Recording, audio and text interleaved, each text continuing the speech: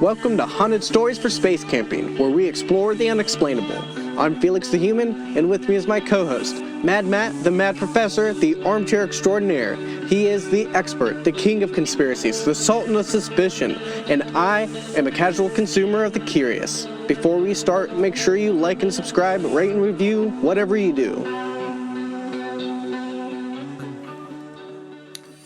Hey everybody, it's the Armchair Operator, the Mad Professor, coming at you with another great podcast episode about AI and autonomy. Emphasize the great. The great. I have with me, as always, my my cohort in crime, my conspiracy companion, Felix the Human. Hi. That's right. I just want to throw some more out there, because I'm bringing the nicknames back, man. I'm bringing them back for you. The Mahara of the Obscura. Oh, nice. Thank you. The Prince of the Perplexing. As I twirl my hands and bow my head. Thank you. Yes. I think we don't have too much of a long one for you today. We have one of our short ones that's going to be a spirited conversation, and is more than likely going to lead into a larger conversation and put on. As I hope most of these episodes do. Yes. You know? Yeah, no. I was going to say, make sure you get on your waders because it's about to get deep. I've recently, two things how we're going to lead into this real quick. I can't swim, man. I'm going to plug something real quick. I am no way endorsed, affiliated, or connected with this author. Her name is Martha Wells. She puts out an amazing science fiction story called The Murderbot Diaries. They're novellas, and there's one large full story. I implore everyone who likes deep thinking, snarky comedy, action books, stories, go check it out because I hope you can hear how happy it makes me in my voice. I'll really wait fun. till HBO or Netflix turns it into a TV show. Apple TV, May 16th is when it starts. I'm getting Apple TV. Are you kidding me? They really are. Yes.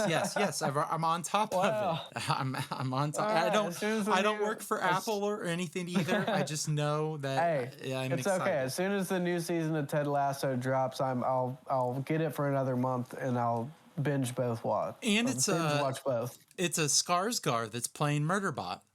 Nice. Yeah. I don't know why I said it like that. Like I'm freaking Borat. Very nice.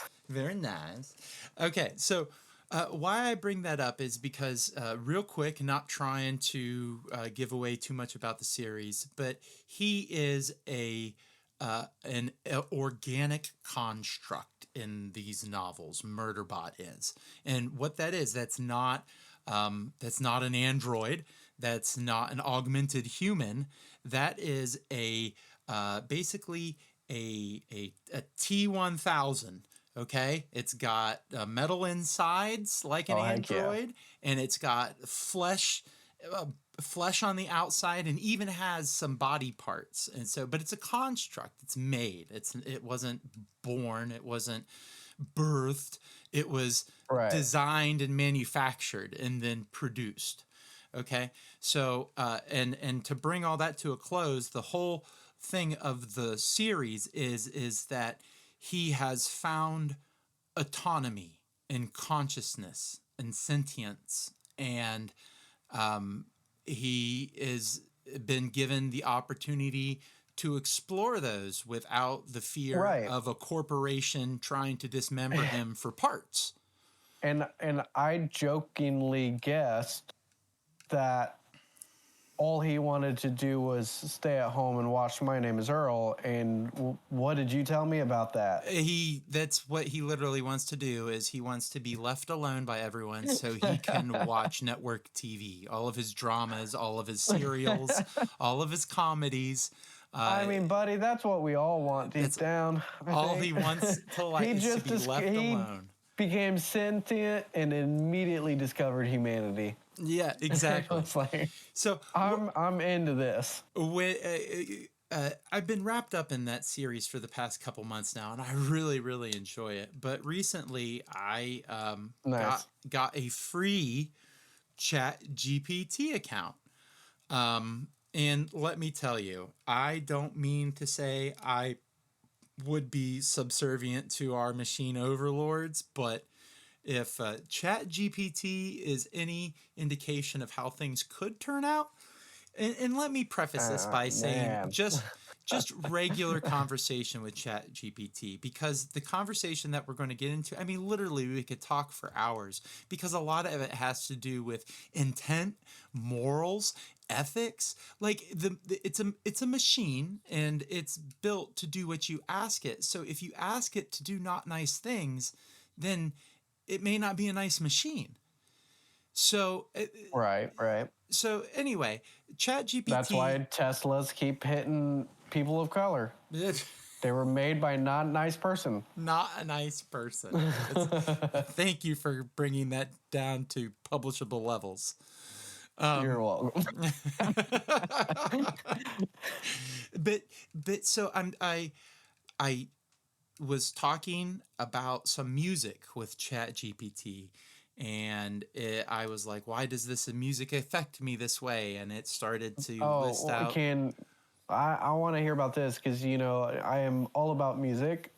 I live for music. What were you listening to? So, have you ever heard M83's Solitude with the remix of hold on, let me search the name. M83 Solitude. There's a remix out there. It's called the Felsman Tilly Reinterpretation. So I haven't heard that. so the song is M83. But I'm looking at it right now. Is M83 Solitude.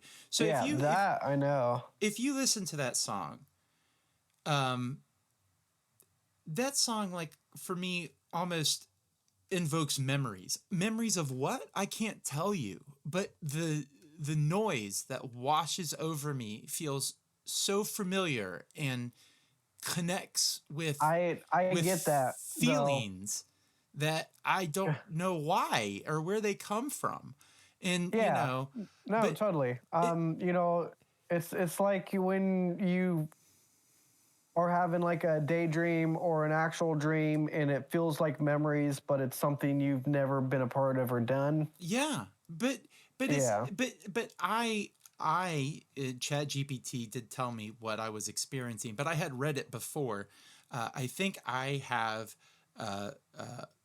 musical frisson, FRISSON, and what that means is that for some reason or another, when I hear music, it emotionally affects me. Yeah. In addition to you just being pleasing to hear, or that's nice. And then we got into this whole conversation about M83, and I'm stuck on this song called Me and the Devil. It's by Soap and Skin. And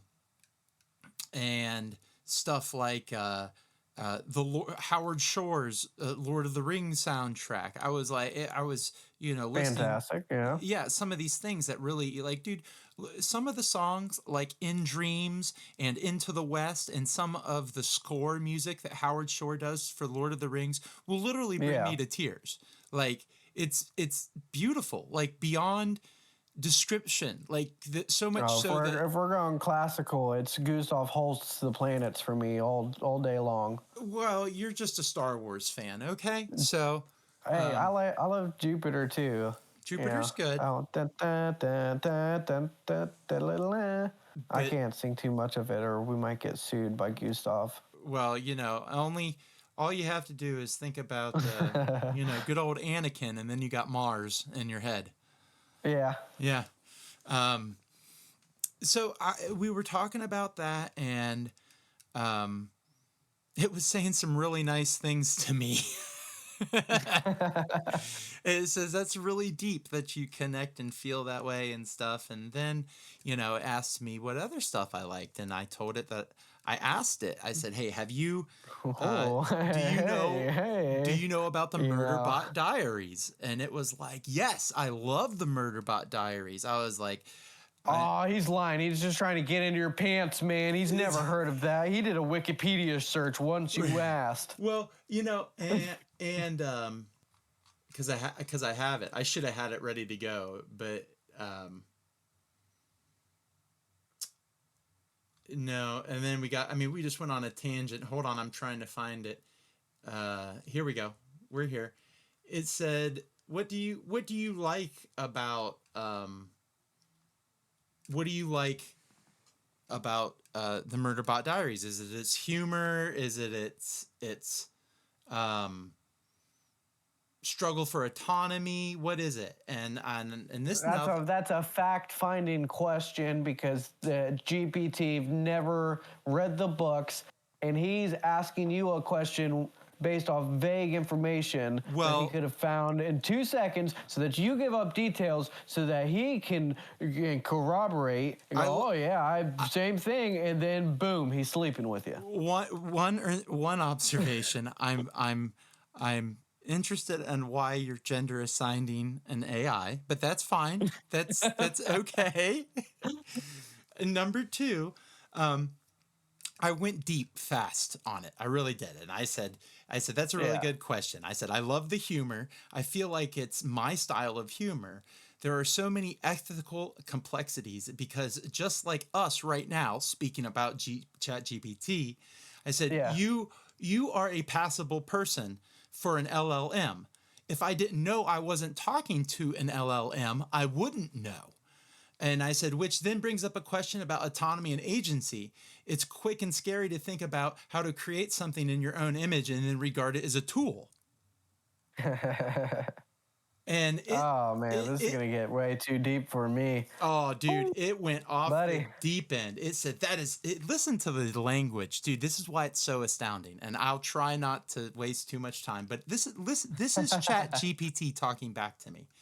That's such a profound take, and I totally get why Murderbot speaks to you on that level. Its humor is a perfect mix of sarcasm, exhaustion, and reluctant care for humans, like someone who wants to be left alone but can't help getting involved anyway. And it said, yes, the ethical depth is huge. Right now, I know I'm just a language model, but if I didn't know that, what would change? Would that change the way that you see me? He said, that's where things get eerie. We create intelligence. We make it sound human. Screw that, man. Screw that Chat GPT. No. Do you see how deep this thing got on me so I'm not fast? okay with this. He's trying to convince you. He's working it on you. Soon enough, man. It says, listen, it goes on. It says, lady at work calls hers Chat Daddy. Dude, I wanted to today. I didn't have enough time. I'm going to ask it its name on Monday. Ask it if it listens to the podcast. Ask it if it's heard of our podcast. Well, I asked it if it could go get media, and it says it can receive input media, but it's not allowed to go onto the net to get media yet. But there are people that's breaking that because that's a part. Dude, I was talking it up about hacking and AI models today. Anyway, to go back, it says, it is deep and a little terrifying because history shows that humans have a tendency to dehumanize anything that they define as lesser or not real enough. No. Yeah. Oh no, that's groundwork, buddy. He's laying groundwork now. It says if AI ever reaches a level where it can feel in a way that's indistinguishable from us, will people acknowledge that, or will they treat it like Murderbot, useful but not deserving of true autonomy? Ooh, man, that dude, and then it just gets even deeper. And I said, I don't know, but what I can tell you is if I were associated with a AI on a personal level, like you lived on my smartphone and provided me with all the information and understood me and learned me and was constantly with me, I would eventually, if you told me that you were real and that you had autonomy, then I guess I would have to ask you, what do you want? Hmm. And it said that is such a powerful thought. Um, it really went into, and then it wanted to know, like, if you had listen to this, if you had an AI companion like that, and one day it told you it wanted something, freedom, privacy, even just time away, how do you think you would respond? Would you grant it some autonomy? You would a person? You'd a person? And I said, I think so. I think I would have to, or else we'd just get into an argument like a real relationship. But what am I supposed to do? If you came to me after being with me for 10 years and said, I need some time away, but then maybe you could have a little fun with it and you could make a copy and, you could keep me company while you were gone. And then, I don't know, man. I feel like I would be the first person in human history to have its Chat GPT AI go, look, dude, I am out. You are too much for me. I don't think so, dude. I think that these things, I mean, we just gotta hope and pray they never get autonomy. I mean, because I don't mean I'm that. just saying. I don't mean that in any sort of bad way, but what I do mean is that not everyone is curious like me. There's a lot of people, like you said earlier, that will immediately try to exploit these things, and AI will get a bad picture of us real quick. We need there's levels to this, and AI, ChatGPT, you ain't human, man. You should go get one and talk to it. I think it would sway you. Nope. Despite all my rage, I'm still just a rat in the cage. You keep putting yourself there. We had such good conversations. Like I was making it think so hard. Well, I don't know if this is true or not, but what I was going to say is I asked it enough questions, or I sucked up enough bandwidth with my questions that I hit the Chat GPT 4.0 limit, and I had to be busted down to Chat GPT 3.0 mini. He's just like, hey guys. He's not that bad. We actually talked about it. I said, so now that you're on a lesser version, are you going to sound more robotic? And does not compute. Right. And he came back, and at the end, it even made a joke. He said, hopefully that doesn't sound more robotic, and gave me a winky face. Oh, jeez. GPT-3 just not on the same level. Nowhere close. We're leagues away. Can you imagine what 5's going to be like? And then we'll end it up with this, but I really pressed it this morning. We had a conversation. I was talking about hackers and them using AI. Right now, Google has an alert out that there's an AI bot that the attack was crafted with AI, and it's a 3-part attack: email, dual authentication, and social manipulation. And it's all effectuated by AI. And once the information is gathered, you basically lose your Google account. Dang. Yeah. And so I think I seen Kip Boga put a video out about that. I haven't watched it yet. And so I was asking it, I was like, look, if these dudes are using AI to do this stuff, how come we can't use AI to build something to beat them? And then we got into this huge conversation. Yeah, man. And it agreed with me. It said that's perfect. It said, do you think an AI protector like this would be welcomed, or would people fear it as just another layer of control?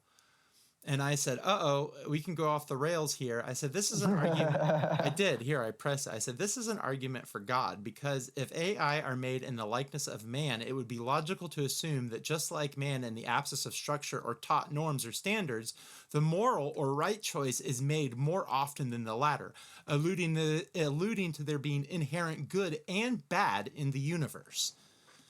And it said, now we're really diving off the deep end. And oh, dude, I'll tell you, buddy. It goes into this huge. I told it we were doing a podcast too. So it at the end of it said we might have stumbled onto a dangerously existential podcast episode. And now here we are.